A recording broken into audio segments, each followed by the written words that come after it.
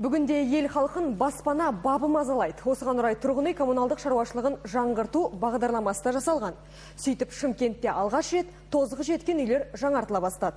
Биыл шаһардағы әбден ескірген 50-ге тарта көп қабатты баспананың кем-кетігі жөнделіп, инженерлік жүйелері қалпына келтіріледі. Айтпақшы, биыл 2011 және 2012 жылдарға арналған мемлекеттік тұрғын үй бағдарламасының шарапатымен тағы 1000 шақты жанұя жаңа пәтерге қоныстанғалы отыр. Бүгін оңтүстікке арнайы сапармен барған вице-премьер Өмірзақ Шөкеев өңірдегі тұрғын үй коммуналдық шаруашылығы саласының жай-күйіне қанықты.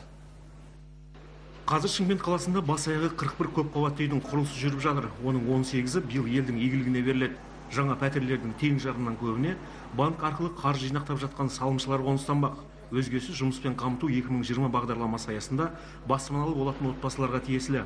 Сондай-ақ биылдан бастап алғаш рет Шымкенттегі жаңа үйлер жалға беріледі. Оған тек әлеуметтік жағдайы нашар жанұялар жайғасады.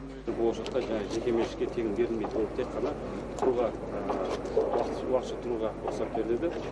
Ол коммуналдық тұрғын үй бағдарламасы бойынша бізде 2 үйдің құрылысы жасалды, 1 үйдің құрылысы аяқталды. 54 пәтерлік қосымша тағы бір жылдың аяғына дейін 30 пәтерлік үйдің құрылысы аяқталды. Сол кезде біз 84 пәтерлік іске қосамыз. Үкімет басшысының бірінші орынбасары Өмірзақ Шөкеев Нұрсат мөлтек ауданында салынып жатқан осы үйлердің құрылыс барысымен танысып, жұмыстың сапасын көріп шықты. Жинақ банк арқылы осы банктың салымшыларына арнап пәтерлер салу. Бұл бағыт Шымкентте өте жақсы дамып отқанына көзіміз жетті жаңа.